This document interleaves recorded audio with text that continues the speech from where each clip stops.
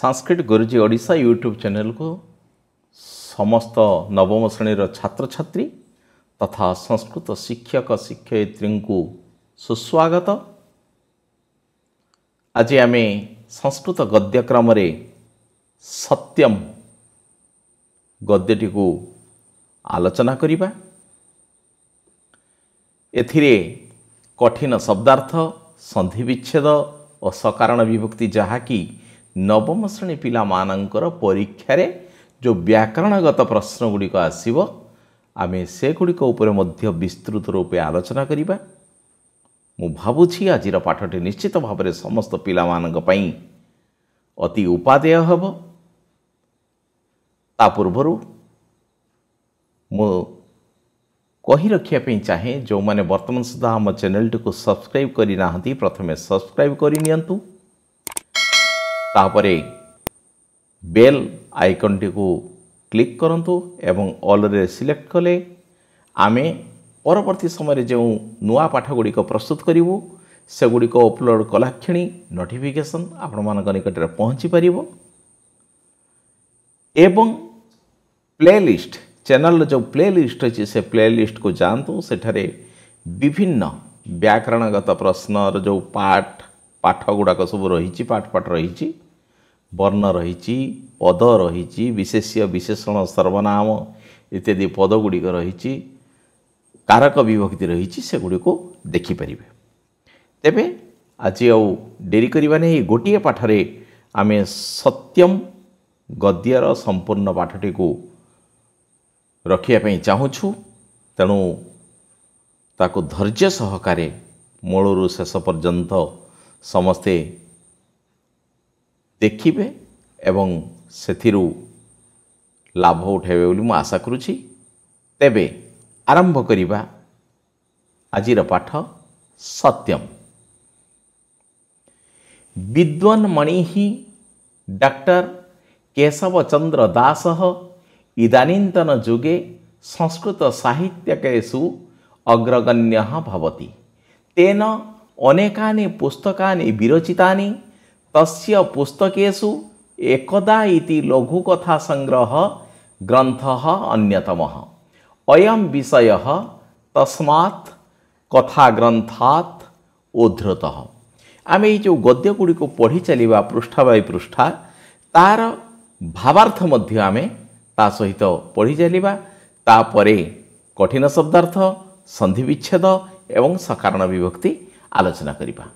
ताले विद्वान मणि डॉक्टर केशव चंद्र दास इदानीन्तन जुगे संस्कृत साहित्यिकेषु अग्रगण्यः भवति।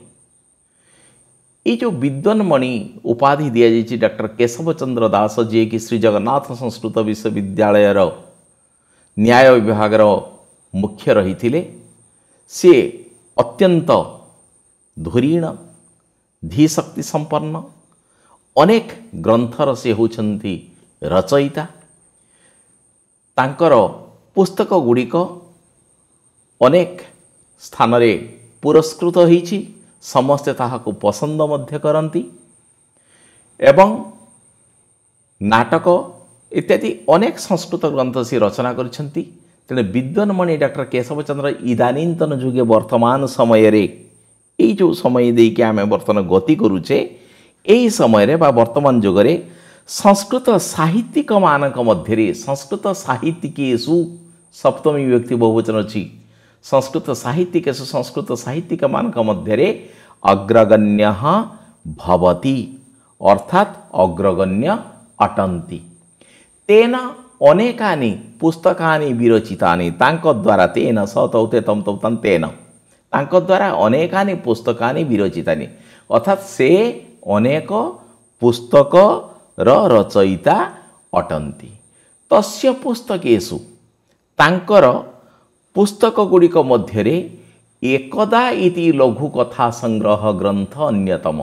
एकदा नामक गोटे बही रही से बही रे छोट छोट गल्प गुड़िक रही अनेक गल्प रही से जो बहीटा रही तार नामकरण कराई एकदा इति लघुकथा संग्रह ग्रंथ अन्यतम।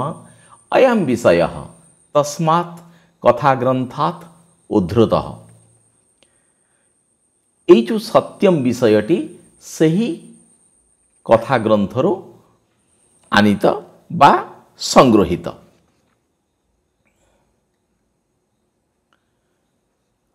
अन्यद्यु पितामही अलिंदे उपविश्य जपमग्नाः अस्ति पुलमजा उपधा निकटे उपविश्य तस्याः मुखं पश्यति माधवः किंचित विरक्त भूत्वा अवदत् पितामही कथं न समापयसि अद्य किं कथां न श्रावयिष्यसि।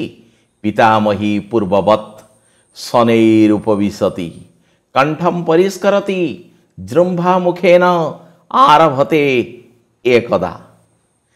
आमे ये जो पढ़ी चलछु निश्चित भाव रे उच्च पार्टी रे एहाकू प्रथमे पढ़िबा दरकार। तेणु प्रथमे आमे ताको पढ़ी नेले या द्वारा कौन हम आमर भाषा शुद्धि रहिबो, पार्टी पूरा क्लीयर रहिबो, आमे क्लिष्ट शब्द गुड़ी को उच्चारण करिया पे संभव हो परिबा। ताहले अन्यद्यु अन्य एक दिन पितामही अलिंदे उपविश्य, पितामही होची पितांकर माँ अर्थात जेजेमा अलिंदे उपविश्य बारंडारे बसी जपमग्ना अस्ति जपमग्न थिले। पुलमजा उपधा निकटे उपविश्य, पुलमजा उपधा माने तकिया निकटरे बसी तस्याः मुखम पश्यति तांकर मुख देखुछि बा चाहिछि। माधव किंचित विरक्त भूत्वा, माधव टिकिए किंचित माने टिकिए विरक्त होई अवदत् कहिला पितामही संबोधन अर्थ रे हे जेजमा कथम न समापयसी काहीकि समाप्त करुना बा शेष करुना अर्थात जप कहीं शेष करुना अद्य किम कथाम न श्रावयिष्यसि। ओडिया रे आमे एतले कहूचे कथा से कथावार्ता को बुझाए किंतु संस्कृत रे जोटा कथा से होउची कोन ना गल्प को बुझाए। ताले अद्य किम कथाम न श्रावयिष्यसि आजी कोन गल्प सुनाइबो नाही।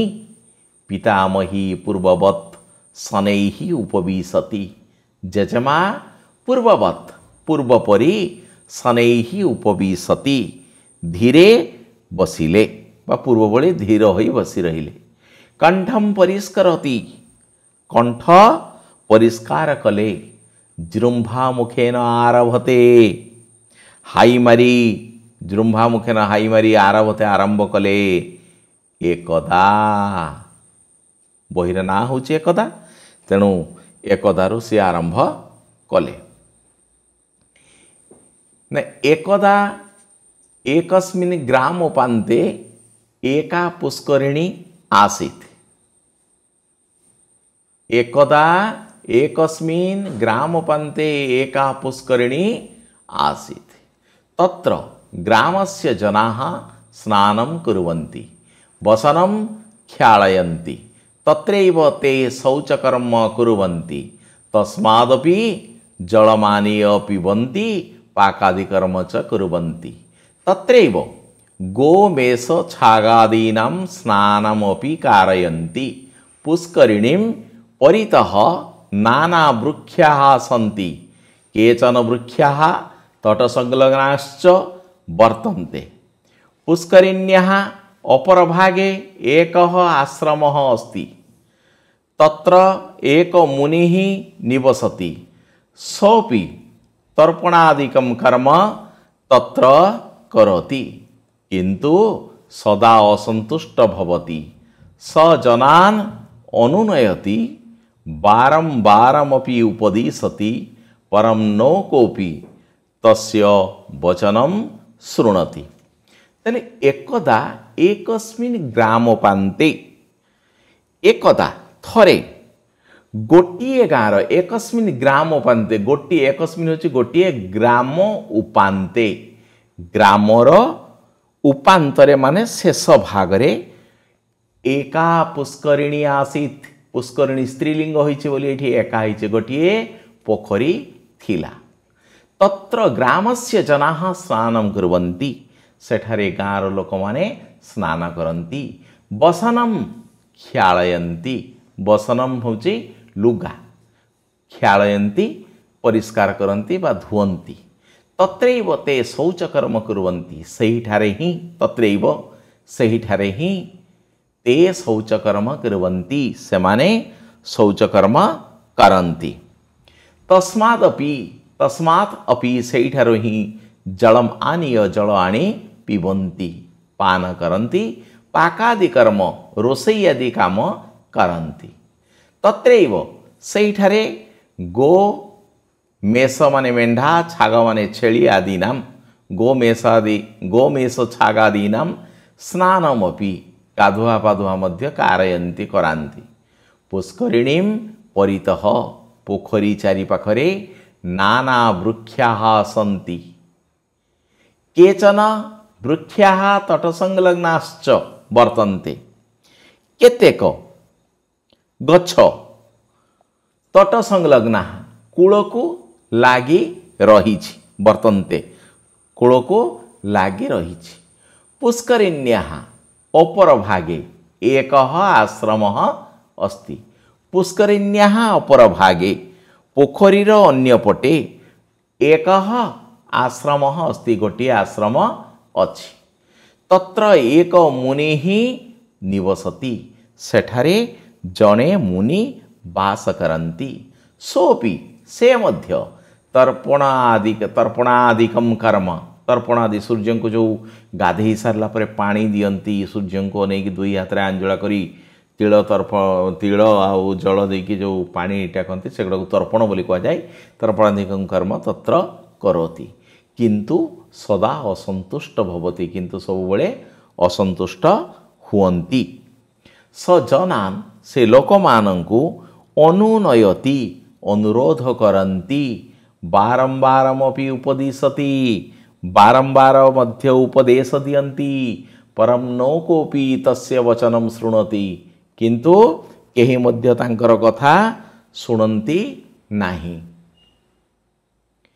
मुनिः एकदा चिंतामग्नः केन प्रकारेण एतान् जनान् बोधयिष्यामि पुष्करिणीतः पंकोद्धारः न भवति प्रतिदिनं च जलं प्रदूषितं भवति प्रदूषितं जलं पीत्वा जनाः अपि रुग्णाः भवन्ति कथम इमे वारणीयाः ताले मुनिः एकदा चिंतामग्नः ताले मुनि दिने बा थरे चिंतामग्न हेले केन प्रकारेण चिंतामग्न होई से भाविले जे किभଳି भावरे केउ उपाय रे एतान जनान बोधयिष्यामि एही लोकमानंको बोधयिष्यामि बुझाइबी भविष्य काल लोट लकार अछि न पुष्करिणीतः पुष्करिणीरु पंकोद्धार न भवति पुष्करिणीरु पंकोद्धार करा जाउ नाही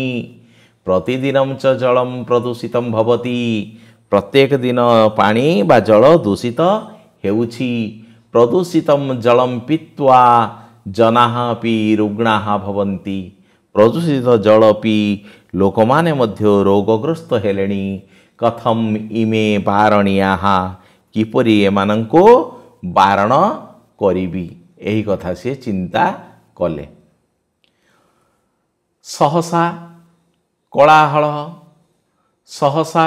कोलाहलः श्रुतः मुनिः बहिरागत्य अपश्यत् केचन जनाः एकं बालकं ताडयन्ति तं च भत्सयन्ते बालकः भयेन कंपते क्रन्दति च मुनिः तत्र आगच्छत् जनान् वारयित्वा अपृच्छत् किम अभवत् किमर्थं भवन्तः एनं ताडयन्ति जनाः अवदन् एषः मिथ्यावादी सदैव मिथ्याभाषणं करोति वृथा सर्वान् प्रतारयति सद्यः अस्मान् प्रतारितवान् मुनिः बालकम् अपृच्छत् अरे सत्यं न वदसि बालकः कंपितकण्ठेन अवदत् सत्यं किं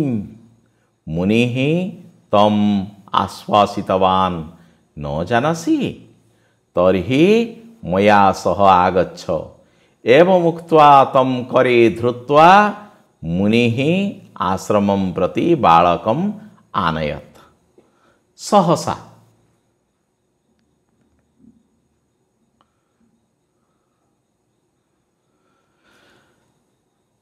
सहसा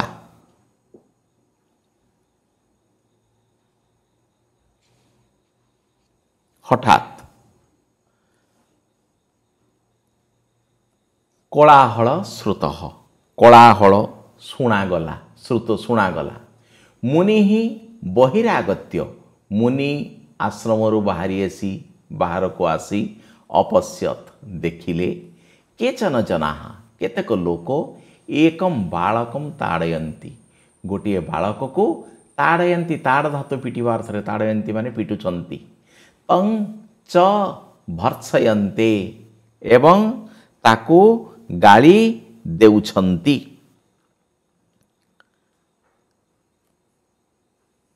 बालक भयेन कंपते क्रंदती च बालकटी भयरे कंपते क्रंदती च थरुछि और कांदुछि। मुनि तत्र आगच्छत गम धातु लंग लकार आगम आसीबा अर्थरे आगच्छत गम धातु होची जीवा अर्थरे आ लग गले आसीबा अर्थ बुझेला उपसर्ग लग गला आगच्छत माने आसिले मुनि तत्र आगच्छत जनान बारयित्वा अपृच्छत लोकमानंको बारण करिबा पिटिबा पई मना करी पचारिले अपृच्छत प्रच्छ धातु पचारिबा अर्थरे लंग लकार अतीत काल प्रथम पुरुष एक वचन अपृच्छत पचारिले किम अभवत कौन हैला अभवत ये भू धातु हेबा अर्थरे लंग लकार प्रथम पुरुष एक वचन अभवत किमर्थम भवन्तः एनम ताड़यन्ति किमर्थम कौन पाई भवंत भवत शब्द भवान भवंतो भवन्तः प्रथमा व्यक्ति बहुवचन रही आपण माने एनम ताड़यन्ति ताड़यति ताड़यन ताड़यतः ताड़यन्ति कथ धातु भलिया प्रथम पुरुष बहुवचन आपण माने कौन पाई आपण माने यहाँ को पिटुछंती जनाः अवदन लोक माने कहिले एषः मिथ्यावादी जे मिथ कहे ताको मिथ्यावादी बोली कहा जाए एषः मिथ्यावादी एही बालकटी मिथ्यावादी अटे सदैव मिथ्या भाषणम करती सदैव सबु बेले मिछ कथा कहूची मिथ्या भाषणम माने मिछ कथा कहूची वृथा सर्वान प्रतारयति वृथा ठारे समस्तंकु प्रतारयति माने ठकुची सद्य अस्मान प्रतारितवान संगे संगे आंभमानंकु ठकीछि बा प्रतारणा करिछि। मुनि बालकम पृच्छत मुनि बालक को पचारे अरे सत्यम न वदसी अरे सत कहूना बालक कंपित कंठे न अवदत बालकटी थरी थरी बा थर थर कंठरे कहिला सत्यम किम अर्थात सत्य कौन। मुनि तम आश्वासितवान मुनि ताहाकु आश्वासना देले न जानसी जानिना तर्हि मया सह आगच्छ तर्हि ताहेले मया सह मो सहित आस एवं मुक्त्वा एहा कही तम करे धृत्वा कर माने हाथ करे धृत्वा हाथरे धरी मुनि आश्रमं प्रति बालकम आनयत मुनि आश्रम आड़को बालक को आनिले। मुनि अचिन्तयत अयमेव समुचितः समयः अस्मिन् अवसरे ग्राम्यजनाः अवश्यं शिक्षयितव्याः। ततः मुनिः बालकम पृच्छत किं तव नाम नाम्नाहं कृष्ण बालकटी कहिछि नाम्नाहं कृष्ण भवतु केन प्रकारेण मिथ्या कथयसि यथेच्छं वदामि बालकटी कहिछि यथेच्छं वदामि तर्हि इमां पुष्परिणीं विलक्ष्य किमपि कथय ताकू मुनि कहिले एई जो पुष्करिणी रही ताकू देखिकी किसी कह बर्तन देखा यार आक्षरिक अर्थ कौन ना मुनि ही अचिंतयत मुनि चिंता कले अयमेव समुचितः समयः, ଏହା ହିଁ उचित समय अटे। अस्मिन् अवसरे ग्राम्यजनाः अवश्यं शिक्षयितव्याः। एही अवसर रे ग्राम्यजनाः गाँ लोकमानंकु अवश्य माने निश्चित शिक्षयितव्याः, निश्चित शिक्षा देवा उचित। ततः मुनि ही बालकम पृच्छत, ताहापरे मुनि बालक को पचारिले किं तव नाम बा तव नाम किं, तुमर नाम कौन? अहम नामना कृष्ण, मु नामरे कृष्ण। भवतु हेउ केन प्रकारेण मिथ्या कथयसी, केउ कारणरु मिछ कहउछ बा किभलिया मिछा कहउछ? ना यथेच्छम वदामि, मन इच्छा कहूची, यथेच्छम इच्छा अनुଯାयी मन इच्छा वदामि कहूची। तर्हि इमां पुष्करिणीं विलक्ष्य किमपि कथय, तर्हि ताहेले इमां पुष्करिणीं विलक्ष्य एही पुष्करिणी को देखी किमपि कथय, किछि कुह। बालकः कृष्णः प्रसन्नः सञ्जातः सहर्षं च अवदत्, जलेस्मिन् एक महान् मत्स्य अस्ति, भोजनाः आगच्छत आगच्छत पश्यत कीदृशं सः खेलति। मुनिरवदत्, साधु साधु सम्यक् चिन्तितं। तर्हि श्वः प्रभाते ग्राम्यजनान् एतावत् कथय।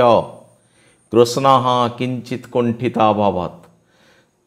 तो बालकः कृष्णः प्रसन्नः सञ्जातः, बालकः कृष्णः, बालकटीर नाम होछि कृष्ण, बालकः कृष्ण प्रसन्नः सञ्जातः, प्रसन्न हेला बा संतुष्ट हेला।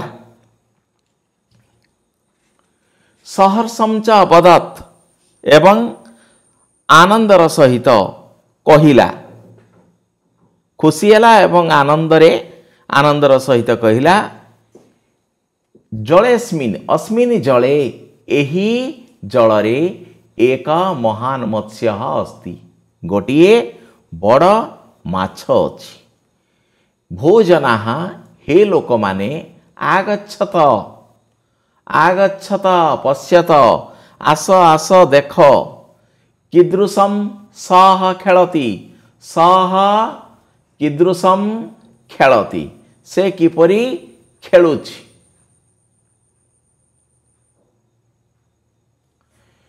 मुनि अवदत्, मुनि कहिले साधु साधु, धन्य धन्य, बढ़िया बढ़िया, सम्यक चिंतितम, भल भावे बा भल कथा चिंता करिछ।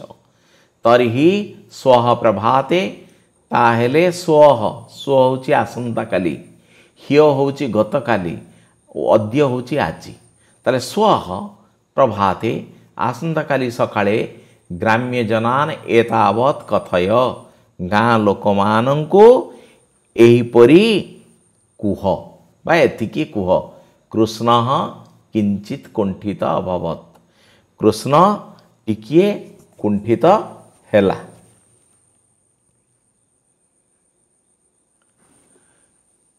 एवं कहिला, नहि ते मां ताड़यिष्यन्ति, अरे नहीं, ऋषि कहते अरे नहीं, अनंतरम मामेव साक्षिणं करिष्यसि।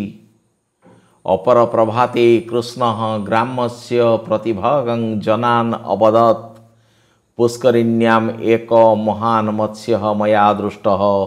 केचन अवदन्, अरे त्वं मिथ्यावादी, तव वचने को विश्वासः। तत्क्षणं कृष्णः उक्तवान्, तदानीं मया सह मुनिः आसीत्, सोऽपि दृष्टवान्, आगच्छ तत्र पृच्छ। ताहले यार आक्षरिक अर्थ होची कौन? नहि ते मां ताड़यिष्यन्ति, ना सेमाने मते बाड़ेइबे बा पिटिबे।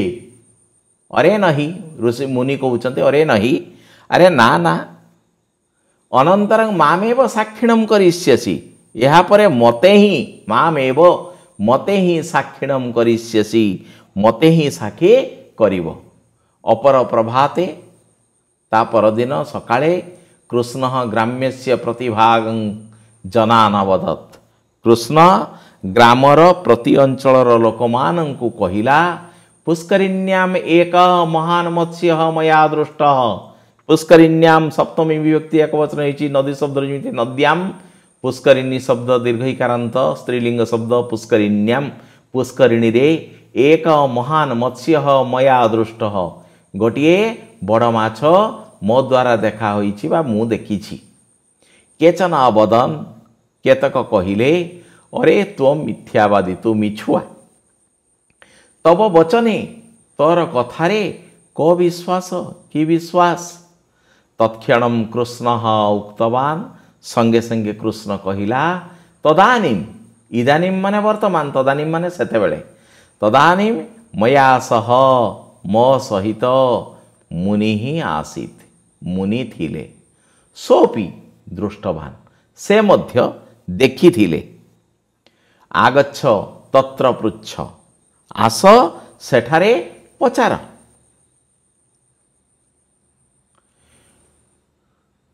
मुनिम साक्षी रूपेण स्वीकृत्य ग्राम्यजनाः अपरदिने मत्स्यान्वेषणम् अकुर्वन्। अन्ततः सर्वे मिलित्वा पुष्करिण्यां प्राविशन् मत्स्याञ्च मारयन् किन्तु महामत्स्यस्य सन्धानं न प्राप्तं। सकलं दिवसं ते अन्विष्टवन्तः सायंकाले नितरां विरक्ताः अभवन्। ताले मुनिम साक्षी रूपेण स्वीकृत्य मुनि को साक्षी रूपरे ग्रहण करी स्वीकृत्य माने ग्रहण करी ग्राम्य जनाः गाँर लोक माने अपर दिने ता परदिन मत्स्य अन्वेषणम अकुर्वन् मत्स्य अन्वेषणम अकुर्वन् माछ खोजिले। अन्वेषण माने होछि खोजिबा माछ अन्वेषण कले। अंततः सर्वे मिलित्वा शेषरे अंततः माने शेषरे समस्ते मिलित्वा माने मिलिमिशि पुष्करिण्यां प्राविशन् पोखरी रे प्रवेश करी मत्स्यांच मारयन् माछ मानंकु मारिले किंतु महामत्स्यस्य सन्धानं न प्राप्तम् किंतु बड़ माछर सन्धान पाइले नाही। सकालम दिवसम समस्त दिन बा दिन सारा ते अन्निष्टवन्तः सेमाने खोजिले सायंकाले नितरां विरक्ता अभवन् संध्या बेले अत्यंत विरक्त हेले। मुनिमुपगम्य सोरसम अवदन् किं भवानपि अस्मान् प्रतारयति। मुनिः धीरमवदत् अरे महामत्स्य किं सरलतया धर्तुं शक्यते तदर्थं श्रमः करणीयः। स्वः प्रातः बन्धच्छेदं कृत्वा जलं निष्कासयत तदनु पङ्कोद्धारं कुरुत ततः महामत्स्यः मिलिष्यति। ताहले यार भावार्थ कौन रोची ना मुनिम उपगम्य मुनि निकट को जाई उपगम्य निकट को जाई सौरसम क्रोधोर सहित बा रागी करी कहिले अवदन अवदत अवदताम अवदन कर्ता होची जनाः लोक माने कहिले किं भवानपि कौन आपण मध्य अस्मान अस्मत् शब्द प्रतारयति आम मान को द्वितीय विभक्ति बहुवचन अहम आवाम आम आवाम नो अस्मान न अस्मान रची द्वितीय विभक्ति आम मान को प्रतारयति ठकिले बा प्रतारणा करुछंती हेले कि नहीं प्रतारणा करुछंती। मुनि ही धीरम अवदत् मुनि धीर कंठरे कहिले अरे महामत्स्य किं सरलतया धर्तुं शक्यते बड़ माछ कौन सहजरे धरिबा संभव शक्यते माने संभव बा समर्थ तदर्थम से श्रम करणीय श्रम बा परिश्रम करिबा उचित। स्वः आसंता काली प्रातः बन्धच्छेदं कृत्वा जलम निष्कासयत स्वः आसंता काली सकाळे बन्धच्छेदं कृत्वा बंध को काटी जलम निष्कासयत पानी बाहर कर तदनु तापरे पंकोद्धारम कुरुत ପଙ୍କୋଦ୍ଧାର କର ତତଃ ମହାମତ୍ସ୍ୟ ମିଳିଷ୍ୟତି, ତାହାପରେ ବଡ଼ ମାଛ ମିଳିବ। ତଦ୍ରାତ୍ରौ ଗ୍ରାମ୍ୟଜନାନାଂ ନେତ୍ରେ ନିଦ୍ରା ନାସ୍ତି ते प्रातरागम्य प्रथमतः तटवर्ती वृक्षाणां छेदनम् अकुर्वन् तदनु बन्धच्छेदं कृत्वा जलं च निष्कासितवन्तः। एवं प्रकारेण कोति दिनानि व्यतीतानि ततः पङ्कोद्धारं कृत्वा पुष्करिणीं गभीरीं कृतवन्तः। पङ्कं च आनीय सस्यक्षेत्रेषु प्रसारितवन्तः। इत्थं निदाघकाल उपगतः। सहसा वृष्टिरभवत्। पुष्करिणी जलपूर्णा सञ्जाता। निर्मलं जलं दृष्ट्वा सर्वे प्रसन्ना अभवन्। तटानां परिष्करणेन सर्वत्र सौविध्यमनुभूतम्। एवमवलोक्य केचन ग्राममुख्याः अवदन् इतः परं यदि कश्चित् जलं दूषयिष्यति सः दण्डनीयः भविष्यति। तद्रात्रौ ସେହି ରାତିରେ, ରାତ୍ରି ଶବ୍ଦର ସପ୍ତମୀ ବିଭକ୍ତି ଏକବଚନ ହେଉଛି ରାତ୍ରौ। ତଦ୍ରାତ୍ରौ ସେହି ରାତିରେ ଗ୍ରାମ୍ୟ ଜନାନାଂ ନେତ୍ରେ, ଗାଁ ଲୋକମାନଙ୍କର ଆଖିରେ ନିଦ୍ରା ନାସ୍ତି, ନିଦ ନଥିଲା। ते ସତौ ते ସେମାନେ ପ୍ରାତରାଗମ୍ୟ, ପ୍ରାତଃ ଆଗମ୍ୟ ସକାଳେ ଆସି ପ୍ରଥମତଃ ତଟବର୍ତ୍ତୀ ବୃକ୍ଷାଣାಂ କୂଳରେ ଥିବା ଗଛ ଗୁଡ଼ିକୁ ଛେଦନମ ଅକୁର୍ବନ୍ କାଟି ପକାଇଲେ। ତଦନୁ ତାହାପରେ ବନ୍ଧଚ୍ଛେଦಂ କୃତ୍ୱା ବନ୍ଧକୁ କାଟି ଜଳଂ ଚ ନିଷ୍କାସିତବନ୍ତଃ ଜଳ ବାହାର କରିଦେଲେ। ଏବଂ ପ୍ରକାରେଣ ଏହିପରି ଭାବରେ କୋତି ଦିନାନି ବ୍ୟତୀତାନି କିଛି ଦିନ ଅତିବାହିତ ହୋଇଗଲା। ତତଃ ପଙ୍କୋଦ୍ଧାରଂ କୃତ୍ୱା ତାହାପରେ ପଙ୍କୋଦ୍ଧାର କରି ପଙ୍କ ବାହାର କରି ପୁଷ୍କରିଣୀಂ ଗଭୀରୀଂ କୃତବନ୍ତଃ ପୋଖରୀକୁ ଗଭୀର କରିଦେଲେ। ପଙ୍କଂ ଚ ଆନୀୟ ପଙ୍କକୁ ଆଣି ଶସ୍ୟକ୍ଷେତ୍ରେଷୁ ପ୍ରସାରିତବନ୍ତଃ ଜମିମାନଙ୍କରେ ମେଲାଇ ପକାଇଦେଲେ। ଇତ୍ଥମ୍ ଏହିପରି ଭାବରେ ନିଦାଘ କାଳ ଉପଗତଃ। ଇତ୍ଥମ୍ ଏହିଭଳି ଖରାଦିନ ଆସି ପହଞ୍ଚିଲା। ସହସା ହଠାତ୍ ବୃଷ୍ଟି ଅଭବତ୍ ବର୍ଷା ହେଲା। ପୁଷ୍କରିଣୀ ଜଳପୂର୍ଣ୍ଣା ସଞ୍ଜାତା ପୋଖରୀ ଜଳପୂର୍ଣ୍ଣ ହୋଇଗଲା। ନିର୍ମଳಂ ଜଳಂ ଦୃଷ୍ଟ୍ୱା ସର୍ବେ ପ୍ରସନ୍ନା ଅଭବନ୍।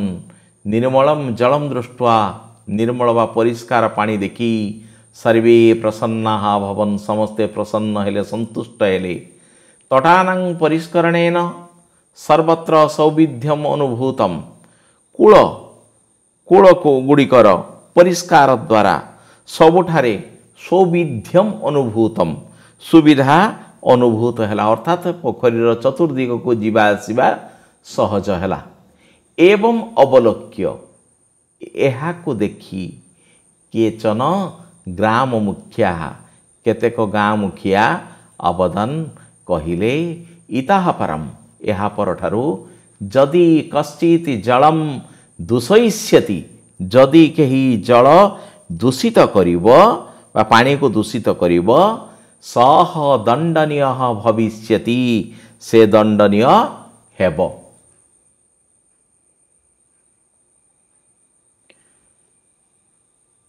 एकदा मुनिः कृष्णं दृष्ट्वा आकारितवान्। दिने मुनि कृष्ण को देखी डाकिले, हाथ ठारी डाकिले, आकारितवान्। तम आश्रम आनीय पृच्छत् ताकू आश्रम को आनी पचारिले, अरे कृष्ण, हे कृष्ण, सत्यम किम ज्ञातम बा, सत्य कौन जानिलु? पिलाटी उत्तर देला, न ज्ञातम। कृष्ण उत्तर देला, न ज्ञातम, मु जानी नहीं बा जानी पारिले नहीं। अरे सत्य कथन न केवलम सत्यम न भवति, सत कहिले केवल सत हुए नहीं। जत् कल्याणकरम वचनम तदपि सत्यम। न जहा कल्याणकर बा मंगलकर वचनम कथा ततपि सत्यम, ताहा ही सत्य।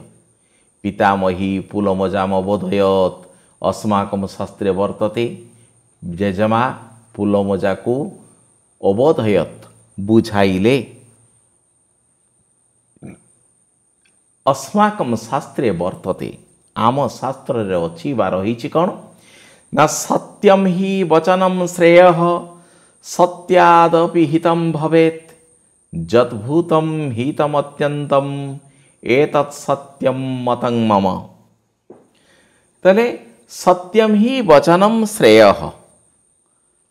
सत्यम ही वचनम श्रेय सत कथा मंगलकर अटे श्रेय माने मंगलकर सत्यम ही वचनम सत्य कथा मंगलकर अटे सत्यात अपि हितम भवेत् सत्यात सतठार मध्य हित होई पारे आहुरी भल होई पारे जद्भूतम हितवत्यंतम एतत् सत्यं मतं मम जहा हित कर जद्भूतम हितम जहा हित कर तत् ताहा ही एतत् एहा सत्य अटे इति मतं मम एहा मोर मत अर्थात सत कथा मंगलकर सतटारो मध्य हित होई पारे जहा हित कर जद्भूतम हितम जहा हित कर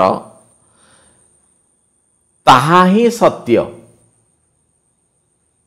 जत हितम जद्भूतम हितम अत्यंतम हितम ताहा ही सत्य से कहूची ताहा ही सत्य अत्यंतम एतत् सत्यम अत्यंतम ताहा ही सत्य एतत् मम मतम यह मोर मत अटे ए कथा रही अस्माकं शास्त्र रे आम शास्त्र रे रही ये गला आमर गद्य भागर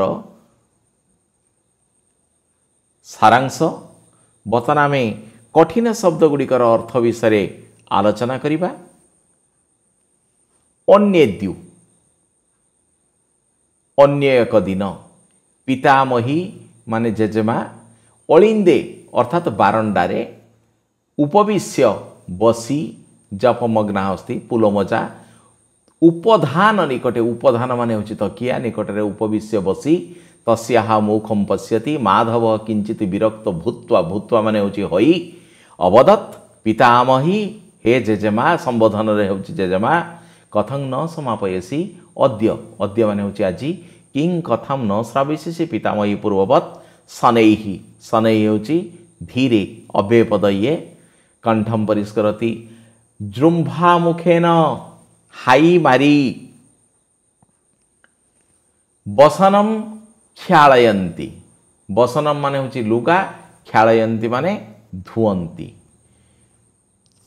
तस्मातपि जलमानीय पिबन्ति पाकादि कर्म अथा रोषई आदि कार्य च कुर्वन्ति तत्रैव गोमेश छागादीनां स्नानमपि कारन्ति पुष्करिणीं परितः परित होछि गोटे अव्ययपद परितर अर्थ होछि चारि पाखरे एई परित पद जगह द्वितीय व्यक्ति हुए नाना वृक्षा आसन्ति केचन वृक्षा तट संलग्नश्च वर्तन्ते वर्तन्ते माने रहीछि किंतु सदा असंतुष्ट भवति स जनान अनुनयति अनुनयति माने अनुरोध करन्ति मुनि एकदा चिंतामग्न माने चिंतित केन प्रकारेण एतान बोधयिष्यामि माने बुझाइबी पुष्करिणीतः पोखरीरु प्रदूषितम जलम पीत्वा ये होची कृदंत पद त्वा प्रत्यय लगी पी असमापिका क्रिया हिसाब से व्यवहार हुए कथम इमे बारणीया इमे एमानंकु इमे माने एमानंकु बारणीया बारण करिबी बा मना करिबी सहसा सहसा माने सहसा कलाहल श्रुत सहसा माने हठात मुझे अध्ययन कली सारांश कही से कही सारी किछि अर्थ मुनि बहिरागत्य आगत्य माने होछि आसी अपश्यत केचन जना एकम बालकम ताड़यन्ति बाड़ौछन्ति बा पिटुछन्ति तम च भर्त्सयन्ते गाली देउछन्ति किमर्थम भवन्त एनम ताड़यन्ति कौन पाई भवंत भवत शब्द कही भवान भवंतो भवंत प्रथमा व्यक्ति बहुवचन रही आपण माने एनम ताड़यती एनम एहाकू पिटुछंती वृथा सर्वान प्रतारयति प्रतारयति ठकुची सद्य अस्मान प्रतारितवान ठकिला बा प्रतारणा कला बालक कंपित कंठेन कंपित स्वर रे अवदत् सत्यम किम मुनितम आश्वासितवान आश्वासना देले एवं मुक्त तम करे धृत्वा करे हाथ रे कर शब्द माने हाथ सप्तमी व्यक्ति एक वचन रही करे हाथ रे धृत्वा माने होची धरी अस्मिन अवसरे ग्राम्य जना अवश्यम निश्चित अवश्यम अर्थ होची निश्चित तरी इमां पुष्करिणी विलोक्य विलोक्य होची देखी असमापिका क्रिया किमपि कथय सहर्षम च अवदत् सहर्षम खुशी हेला ओ अवदत् कहिला सम्यक चिंतितम सम्यक सम्यक माने भल कथा तरी स्वप्रभाते ग्राम्यजन एतावत् एतिकी एतावत् माने होची एतिकी कथय कुह कृष्ण किंचित किंचित होची सामान्य बा टिकी कुंठित अभवत् अपर प्रभाते कृष्ण ग्रामस्य प्रतिभागम प्रति अंचलर जनान लोकमानंकु अवदत् कहिला तत्क्षणम कृष्ण उक्तवान बच धातु कहिबा अर्थ रे उक्तवान अतीत काल रे उक्तवान माने कहिले बा कहिला तदानीम सेते बेले मु कहिछि इदानीम माने वर्तमान तदानीम माने सेते बेले सोपि दृष्टवान ये कृदंत दशम श्रेणी पाठ बान लागिछि माने से होछि अतीत काल बुझिबो देखिथिले आगच्छ तत्र पृच्छ पृच्छ माने पचार प्रच धातु पचारिबा अर्थ रे अंततः सर्वे मिलित्वा मिलित्वा माने मिसी पुष्करिण्यां प्राविशन प्रवेश कले सकलम दिवसम ते अन्विष्टवन्तः खोजिले सायंकाले नीतराम अत्यंत विरक्ता भवन मुनिम उपगम्य सौरसम अवदत् उपगम्य निकट को जाई सौरसम रागी करी अरे महामत्स्य किम सरलतया धर्तुम शक्यते धर्तुम माने धरिबा पई तुमुन प्रत्यय जोटी लागि थाए पई अर्थ हुए धर्तुम धरिबा पई पठितुम पढिबा पई शक्येत संभव बा समर्थ तदर्थम सेइथि पई अर्थम लागुची माने पई हबो गमनार्थम जीवा पई पठनार्थम पढिबा पई स्व आसंता काली मु कहिची अद्य माने आजी ह्य होची गतकाली स्व होची आसंता काली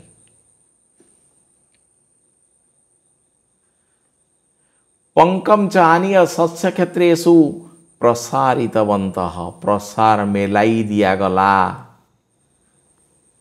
तटानां परिष्करणेन सर्वत्र सौविध्यम अनुभूतम सुविधा अनुभूत हैला एकदा मुनि कृष्णं दृष्ट्वा आकारितवान डाकिले श्रेय श्रेय माने मंगलकर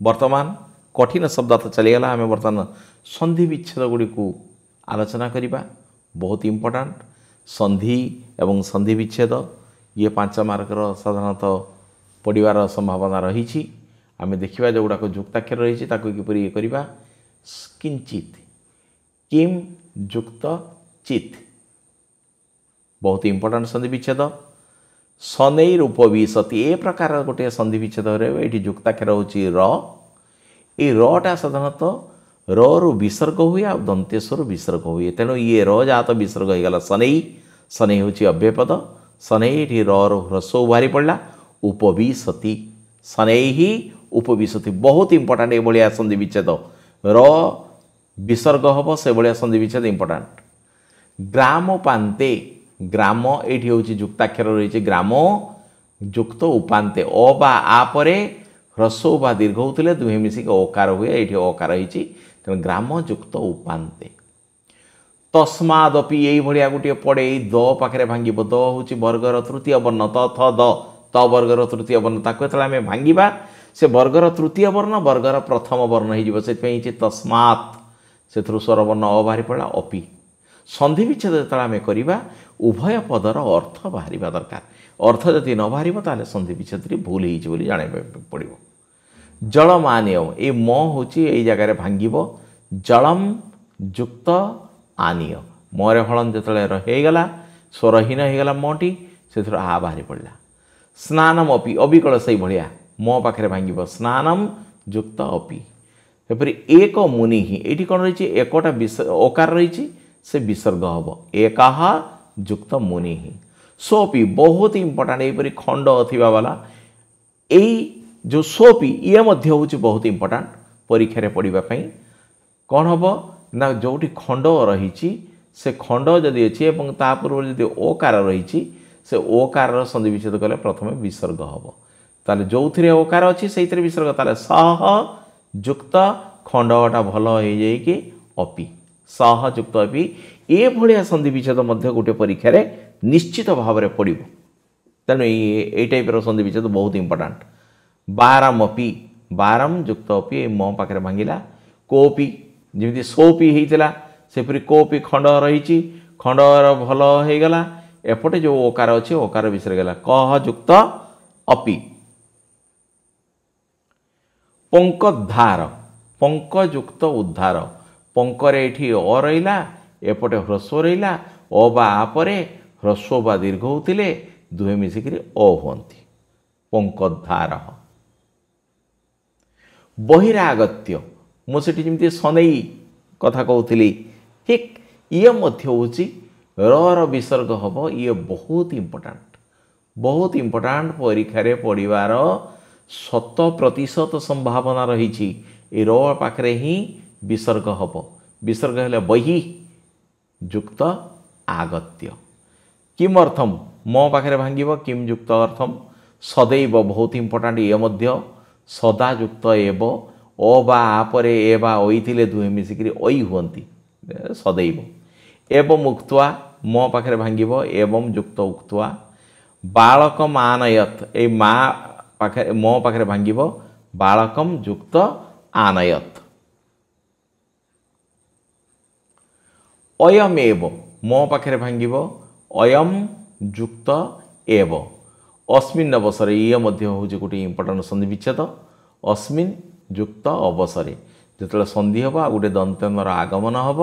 ଆଗମ ହେଇସାରିଲା ପରେ ଦୁହେଁ ମିଶିକିରି ଦ୍ୱିତୀୟ ନ ହୋଇଛି, ତେଣୁ ଅସ୍ମିନ୍ ଯୁକ୍ତ ଅବସରେ ବହୁତ ଇମ୍ପୋର୍ଟାଣ୍ଟ। ଇଏ ମଧ୍ୟ ବାଳକମ୍ ଅପୃଚ୍ଛତ୍, ମ ପାଖରେ ଇଏ ଭାଙ୍ଗିବ। ବାଳକମ୍ ସ୍ୱରହୀନ ହେଇଗଲା। ଅ ଏଇଠୁ ମ ପାଖରୁ ଅ ବାହାରିଲା, ଏଠି ଅ ଆସିଗଲା ଅପୃଚ୍ଛତ୍। ନାମ୍ନାହମ୍, ନାମ୍ନା ଯୁକ୍ତ ଅହମ୍। ଏଠି ନାମ୍ନ ଅହମ୍ କରିଦେଲେ ଭୁଲ ହେଇଯିବ, ତେଣୁ ଇଏ ମଧ୍ୟ ହେଉଛି ଇମ୍ପୋର୍ଟାଣ୍ଟ। କିମପି, କିମ୍ ଯୁକ୍ତ ଅପି, ମ ପାଖରେ ଭାଙ୍ଗିବ କିମ୍ ଯୁକ୍ତ ଅପି। ସଞ୍ଜାତ, ଇଏ ମଧ୍ୟ ହେଉଛି ଗୋଟିଏ ଇମ୍ପୋର୍ଟାଣ୍ଟ, ଯେମିତି କିଞ୍ଚିତ ଆମେ ସେଠି କରିଥିଲେ ସେମିତି ସଞ୍ଜାତ। ସଂଯୁକ୍ତ ଜାତ, ଇଏ ମଧ୍ୟ ବହୁତ ଇମ୍ପୋର୍ଟାଣ୍ଟ। ଜଳେସ୍ମିନ୍, ସେଇଠି ମୁଁ ଖଣ୍ଡ କଥା କହିଥିଲି। ଖଣ୍ଡ ପୂର୍ବରେ ଓକାର ଥିଲେ ଓକାରର ବିସର୍ଗ ହେବ, କିନ୍ତୁ ଏଇଠି ଓକାର ନାହିଁ ଖଣ୍ଡ ପୂର୍ବରେ, ଖାଲି ଏ ଅଛି, ତେଣୁ ସିଏ ଅବିକଳ ସେଇଭଳିଆ ରହିଯାଇଛି।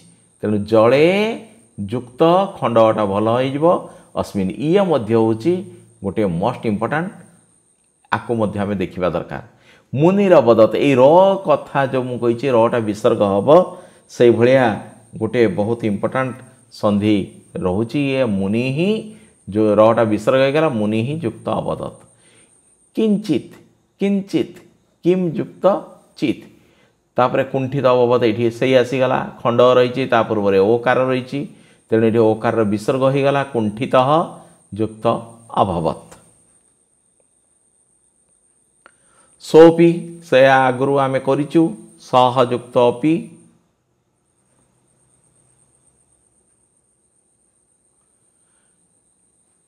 ଯଦିଓ ଏ ସନ୍ଧି ବିଚ୍ଛେଦ ଆମେ କରୁଛେ, କିନ୍ତୁ ଏଇଭଳିଆ ସନ୍ଧି ବିଚ୍ଛେଦ ବା ତିନୋଟି ୱାର୍ଡ଼ ଥିବା ବାଲା ସନ୍ଧି ବିଚ୍ଛେଦ ପଡ଼ିବ ନାହିଁ ପରୀକ୍ଷାରେ। मत्स्यान्वेषण जदि इमिति पड़ी जाई पारे तेणु मत्स्ययुक्त अन्वेषणम अकुर्वन्।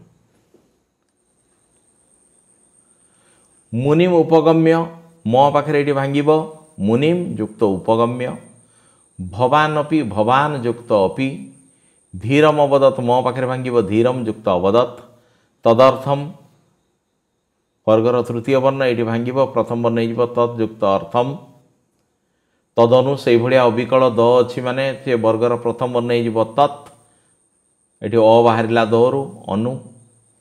पंकधार पंकयुक्त उद्धार अबा परे ह्रस्व बा दीर्घ होते दुहे मिसिक अकार हेबे पंकयुक्त उद्धार पंकधार।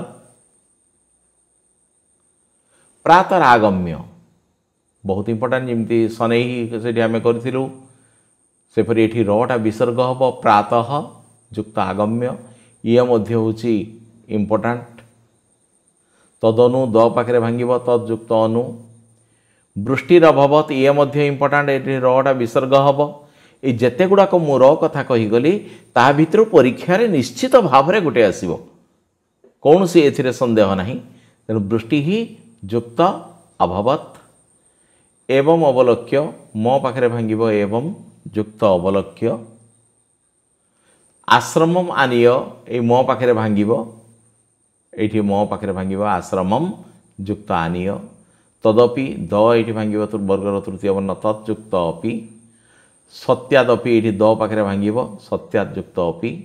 हितम अत्यंतम एतत् ये तीनटा पद वाला न पड़ी पारे। हितम म पाखे ये भांगिला हितम युक्त अत्यंतम युक्त एतत्।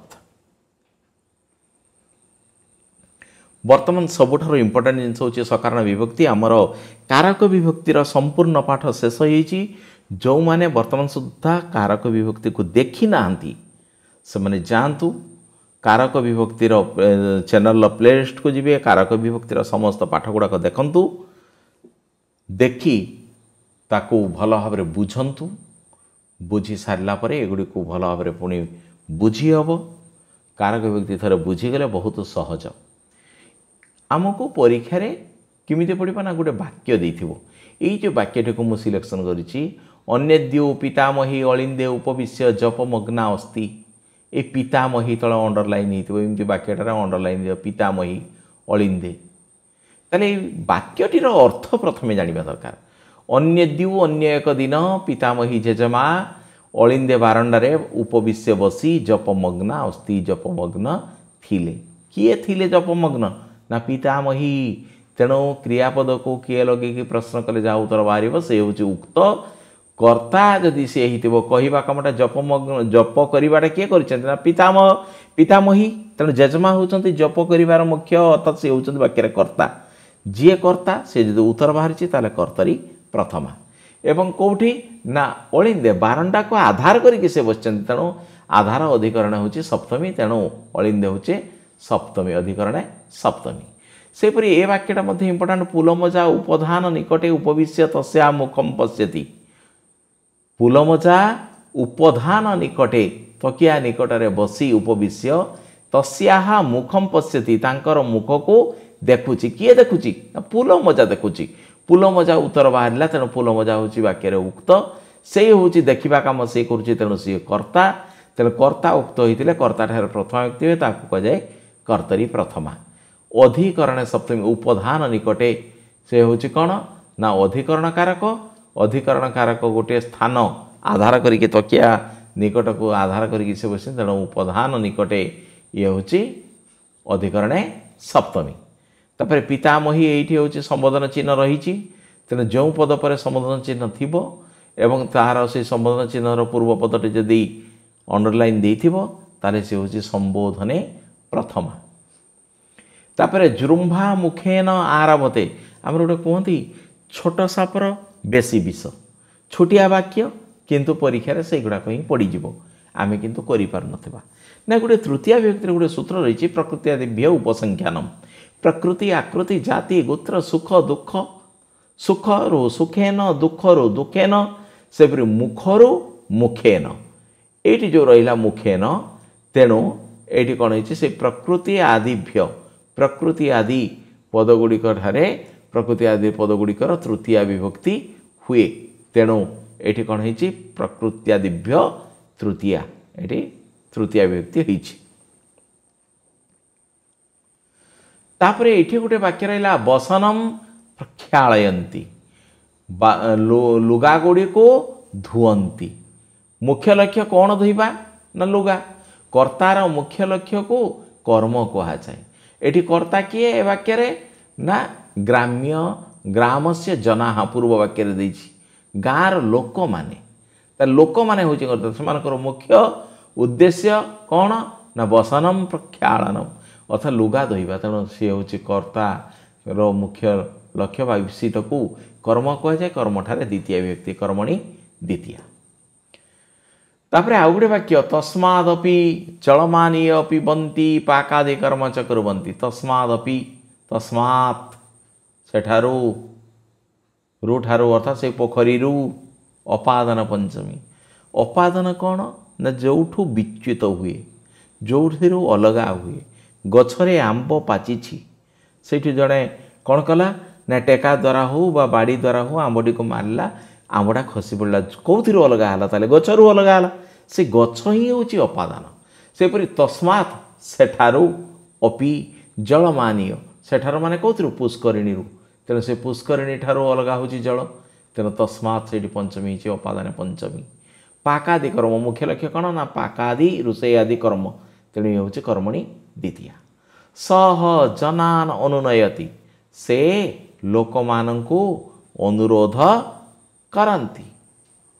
कर्ता हूँ से अनुरोध करती। किए करती ना से काहाकू ना तांकर मुख्य ईप्सित कौन ना लोक मानंकु। तेणु जनान हूँ कर्मणि द्वितीय।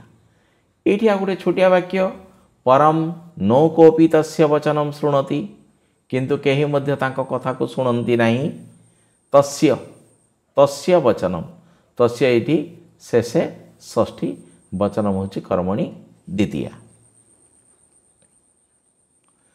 केन प्रकारेण एतान जनान बोधयिष्यामि। केन प्रकारेण आम आउ टिके आगुरी आलोचना करूँ। सुखरु सुखेन दुखरु दुखेन प्रकारु प्रकारेण एतान जनान बोधयि प्रकृत्यादिभ्य तृतीया। सेपरि प्रतिदिनं च जलम प्रदूषितं भवति। प्रत्येक दिन जल प्रदूषित हेउछि। कौन प्रदूषित होछि ना जलटा प्रदूषित होछि। तेणु जल मुख्य ईप्सित सी हूँ कर्मणि द्वितीया। कथम इमे वारणीया बहुत इम्पोर्टाट। तेणु मुझे पिलामान को अनुरोध करी से माने उक्ते कर्मणि प्रथमार पाठटी को बा भिडियोटी को भल भाव देखिए कारक विभक्ति को जाई। तेणु ताको देखिले ए पाठटी भल भाव बुझीपारे। वाक्य जी उक्त हम सी हूँ प्रथमा। किए उक्त हम ना वाक्य कर्ता उक्त हम ना कर्म उक्त हम। वाक्य कर्ता उक्त हेले कर्ता ठारे प्रथमा ताहाको कर्तरी प्रथमा कहती। आ वाक्य जिते कर्मटा उक्त हुए सी मध्य जी उक्त हम सी प्रथमा। तेणु कर्म उक्त हेले उक्ते कर्मणि प्रथमा। ये जोटी उक्ते कर्मणि प्रथमा से जगह क्रियापदटी साधारणतः कृदंत पद थिबो किबा सेव धातु भलिया रूप ही थिबो। तेणु से जगह कौन हम ना कर्ता अनुक्त ही तृतीया होता है। कर्म उक्त हो कि प्रथमा विभक्ति हुए ताको उक्ते कर्मणि प्रथमा कह जाए। तेणु ये भिडियोटी को देखापी मो समस्त अनुरोध करुच्ची। तथापि आई बटन रे आमे ताहाको दउछु लिंक, ताहाको समस्ते देखिने बोली मु आशा करुच्ची। सहसा कलाहल श्रुत, हठात कलाहल शुणागला। किए शुणागला ना कलाहल, ये प्रथमा विभक्ति। श्रुत मु आउ टिके आगु कही जे क्रियापदटी जोठी कृदंत पद थिबो बा सेव धातु भलिया थिबो से जगह जी प्रथमा थिबो से कर्मटा उक्त हो कि प्रथमा होइतिबो। एटी श्रुत श्रु धातुरुक्त प्रत्यय कृदंत पद श्रुत। तेणु ये जी प्रथमा होइछि से हूँ कर्म। तेणु से हूँ उक्ते कर्मणि प्रथमा। बहुत इंपोर्टाट। उक्ते कर्मणि प्रथमा परीक्षा रे निश्चित भाव में पड़िबो बा अनुक्त कर्तरी तृतीया। तेणु आम से भाया वाक्य गुड़ी को भल भाव में प्रस्तुत हवा। बालक भयन कंपते क्रंदती च, बालकटी भयरे कंपिला और कांदिला। ये कांदिबा और कंपिबार कारण कौन? कारण होची भय। यही कारणटे को संस्कृत रे हेतु कहा जाए। हेतु ठारे तृतीया विभक्ति हुए ताको कहा हेतु तृतीया। तेणु भयेन कंपिबा और थरिबार कारण भय, तेणु सी हूँ हेतु। हेतु अर्थ रे तृतीया विभक्ति हेतु तृतीया। भयेन तेणु तृतीया विभक्ति होइछि।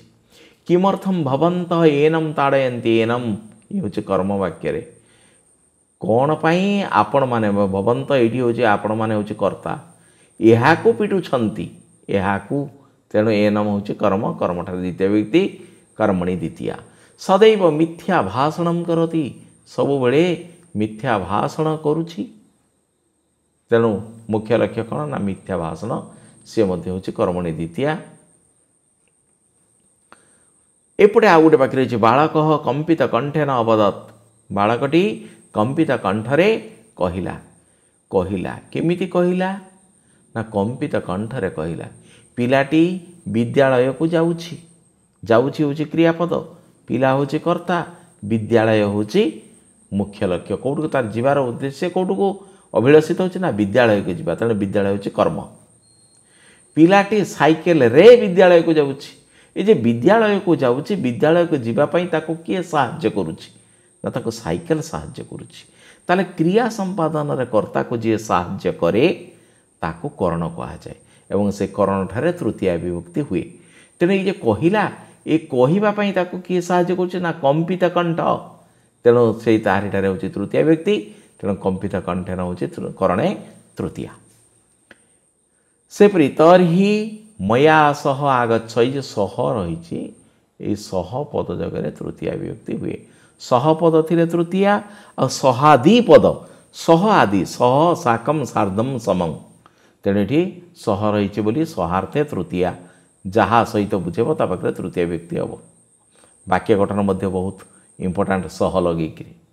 एवं उक्त्वा तम करे धृत्वा मुनि आश्रम प्रति बालकम आनयत। तम करे धृत्वा एठी अधिकरण सप्तमी न करी अवच्छेदे सप्तमी। अवच्छेदे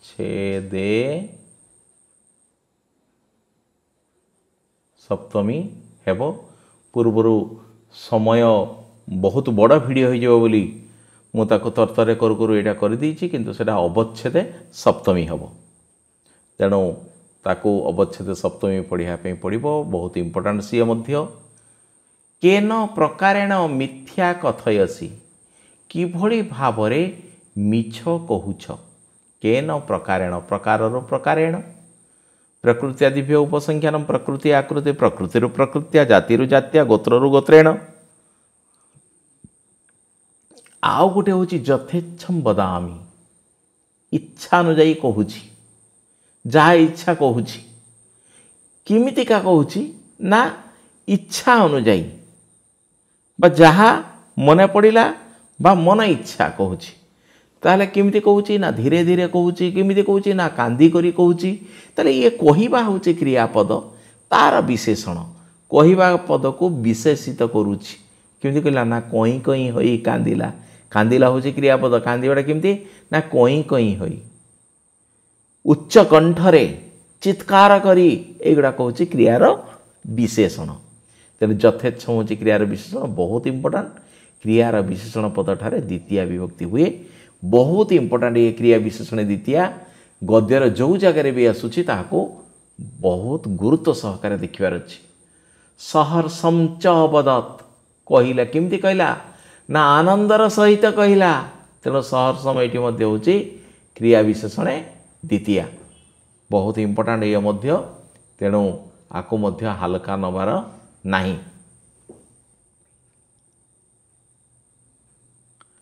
अनंतरम मामेव साक्षिणम करिष्यसि। शेषरे मते ही साक्षी करिबु। साक्षिणम कर्मणि द्वितीया। पुष्करिण्याम एक महान मत्स्य मया दृष्ट। बहुत इंपोर्टाट वाक्य मध्य। पुष्करिण्याम कौठी देखिला न पुष्करिणी रे अधिकरणे सप्तमी। एका महान मत्स्य मया दृष्ट ये मुझे कही क्रियापद ये अच्छी दृष्ट। ये हूँ कृदंत पद, ये पड़ धातु भाया रूप नुहे। यही वाक्य जी प्रथमा विभक्ति होती सी कर्म एवं उक्त होती। तेणु ये महान मत्स्य, ये मत्स्यटा हूँ प्रथमा विभक्ति, तेणु सी हूँ कर्म, तेणु सी उक्त होती उक्ते कर्मणि प्रथमा। एवं जी तृतीया होती सी कर्ताटा अनुक्त हो। तेणु ये मया जो रही मया हूँ अनुक्त कर्तरी तृतीया, ये बहुत इंपोर्टाट। तापर तब वचने क विश्वास, तब वचने तोर कथारे कि विश्वास, ये विश्वास रही विश्वास करवा, विरक्ति हेबा, भक्ति करवा, स्नेह करवा अर्थ रे जहाँ को विश्वास करा जाए बा करा न जाए, जहाँ को स्नेह करा जाए बा करा न जाए ताठारे सप्तमी विभक्ति हम। ये सेमती वचने अर्थात कथारे कहूँ, तेणु ये हूँ विश्वास अर्थे सप्तमी। तापर कहूँ मया सह मुनि आसी तदानी, मया सह आम आगु आलोचना कर सह, यही सह पद जगह सहार्थे तृतीया हुए, तेणु मया ठारे सहार्थे तृतीया। सेपरी सकलम दिवसम ते अन्विष्टवंत, समस्त दिन बा दिन सारा से माने अन्वेषण कले। किए अन्वेषण कले ना से माने, तेणु से माने हूँ उक्त, सी हूँ वाक्य कर्ता, खोजा कम से मैंने कर, तेणु कर्तरी प्रथमा। तापर ये गोटे आसला बहुत इंपोर्टेंट वाक्य, मुनिमुपगम्य सौरसम अवदन, मुनि निकट को जाई रागी करी कहले, कहले किमती कहले ना रागी करी, ये हूँ कहले हूँ क्रियापद। यही क्रियापद को विशेषित करुचे भल भाव होचे ना एमती कर ना मुह बंकई कहले, मुह झाड़ी कहले, एमती जो कहती सेटा हूँ क्रियार विशेषण। अर्थात किमिका प्रकाश करते प्रतिक्रिया कौन थिला आमे से जानीपरचु। तेणु सौरसम माने रागी करी, आनंदेन अवदत अर्थात खुशी होगी कहले, आम बुझीपारू जे नाई से रागी ना बहुत मजार कही। तेणु से जो पद क्रियापद को विशेषित करे ताको क्रियार विशेषण कहुए, क्रियार विशेषण पदटारे द्वितीय विभक्ति हुए। तेणु ये हूँ इंपोर्टाट। मुनि ही धीरम अवदत, से भाया धीरम अवदत, अवदत माने कहले, किमती कहले ना धीरे धीरे कहले। ए धीरम ये हूँ क्रियार विशेषण, तेणु क्रिया विशेषण पदटारे द्वितीय विभक्ति। तदर्थम श्रम करणीय, ये कौन रहा ये अन्य प्रत्यय ये कृदंत पद रही। तेणु ये जी प्रथमा रही सी हूँ कौन ना कर्म, से उक्त होती, तेणु उक्ते कर्मणि प्रथमा। बहुत इंपोर्टाट छोट वाक्य, बहुत इंपोर्टाट। तद्रात्रौ केतेबेले ना ग्राम्य जन नेत्रे निद्रा नासी, तद्रात्रौ राति रे अधिकरण सप्तमी, नेत्रे अधिकरण सप्तमी ये मध्य। पंकम च आनीय शस्य क्षेत्रेषु प्रसारितवंत, अधिकरण शस्य क्षेत्र मानकर अधिकरण सप्तमी। तटानां परिष्करणेन सर्वत्र सौविध्यम अनुभूतम, परिष्कार सुविधा है, ये सुविधा चारिआडे जीवा आसबार सुविधा है, कारण कौन ना परिष्कार। तेणु कारणटा को हेतु कहुए, हेतु अर्थ तृतीय विभक्ति हुए। तापरे अरे कृष्ण सत्यम किम ज्ञातं बा, अरे कृष्ण ये कौन रोचे ना संबोधन चिन्ह रोचे यहाँ। तेणु संबोधन चिन्ह जो है अरे कृष्ण, हे कृष्ण, संबोधन अर्थ प्रथमा विभक्ति, तेणु संबोधने प्रथमा। अरे सत्य कथन केवल सत्यम न भवति, सत्य कथन सत्यम न भवति, ये हूँ सत्य कथन करणे तृतीया। ताहले आजिर ये जो संपूर्ण विषयटी आम आलोचना कलु, जो गुड़िक बहुत इंपोर्टाट रही, जहाँकि व्याकरणगत प्रश्न पड़े से विषय आम आलोचना कलु। तेणु मु भावुछि निश्चित भाव में यह छात्र छात्री मानकर उपादेय होइतिबो, बोधगम्य होइतिबो, ताहाको सहजरे बुझीपारे, निजे एथिरो लाभ पातु एवं सांगसाथी मानक मध्य शेयर करंतु, सेमाने मध्य उपकृत होंतु। कारण ये समय होची से भलिया आमे समस्त को परस्पर को जदि सहयोग करिबा, भगवान आमको सहाय्य करिवे, आमर उन्नति हेबो। तेणु आउ थरे ए भिडियोटी देखिथिबा हेतु समस्त को धन्यवाद देई आज रोची परवर्ती यार प्रश्नोत्तर सहित सब्जेक्टिव एवं ऑब्जेक्टिव प्रश्नोत्तर सहित मु खूब शीघ्र आपण मानक निकटरे पुणी पहुँची जीवी। सेत पर्यंत विदाय नेउछि। धन्यवाद।